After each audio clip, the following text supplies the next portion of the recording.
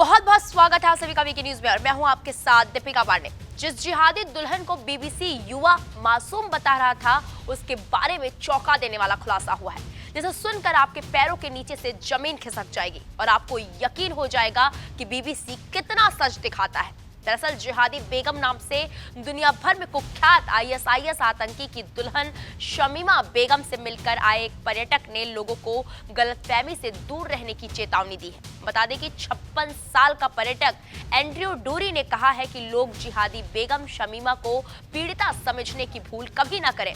Andrew का मानना है कि अपने 2 सालों के परिचय में शमीमा ने उनका भी ब्रेन वॉश करने की कोशिश की।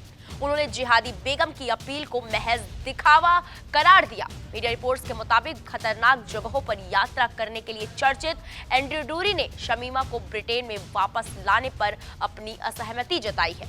उन्होंने शमीमा के वकीलों के उन दावों का भी खंडन किया जिसमें जिहादी बेगम को अपरिपक्व साबित करने का प्रयास हुआ था। डूरी के मुताबिक शमीमा ने हवाई अड्डों से लेकर बॉर्डर तक अकेले बिना किसी की मदद के पार किया था। ऐसे में उसको नासमझ कहना भूल होगी। शमीमा से अपनी बातचीत को 2 साल पुरानी बताते हुए 4 बच्चों के पिता एंड्रयू डूरी ने कहा, वो शमीमा से 2 साल तक व्हाट्सएप के जरिए संपर्क में थे। दोस्ती पक्की हो जाने के बाद दोनों की पहली मुलाकात जून 2021 में सीरिया में बने अल रोज शिविर में हुई थी।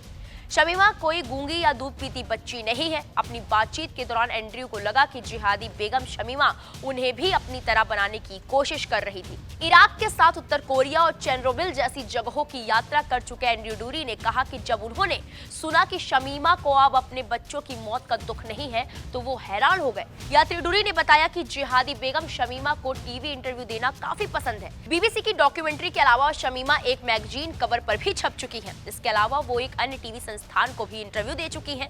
शमीमा के दुखी होकर आत्महत्या के प्रयासों जैसी मीडिया रिपोर्ट्स का भी डूरी ने खंडन किया। उन्होंने शमीमा को आतंकी संगठन आईएसआईएस की मॉरल पुलिस का हिस्सा बताया। डूरी ने अंतिम बार शमीमा को जून 2022 में देखा था। गौरतलब है कि बीबीसी की प्रोपेगेंडा डॉक्यूमेंट्री द्वारा किए गए दुष्प्रचार के बाद भी 22 फरवरी 2023 को ब्रिटेन ने जिहादी बेगम शमीमा को नागरिकता देने से इनकार कर दिया। मामले पर फैसला सुनाते हुए ब्रिटिश कोर्ट ने कहा था कि अब शमीमा इंग्लैंड लौटने के काबिल नहीं है। जानकारी के लिए आपको बता दें कि अब 23 साल की हो चुकी शमीमा 15 साल की उम्र में साल 2015 में अपनी 2 सहेलियों के साथ आईएसआईएस आतंकियों को यौन सुख देने ब्रिटेन से सीरिया चली गई थी। वहां जाकर शमीमा ने 23 साल के आतंकी से निकाह भी कर लिया था। अब शमीमा ने ब्रिटेन वापस लौटने की गुहार लगाई थी। उसके बाद उसके पक्ष में कई वामपंथी मानवता को ढाल बनाकर माहौल तैयार कर रहे थे। अब इस खबर पर आपकी क्या राय है, हमें कमेंट सेक्शन में जाकर जरूर बताएं। बाकी बड़ी खबरों के लिए आप देखते रहें वीके न्यूज। नमस्कार। वीके न्यूज, राष्ट्र के नाम।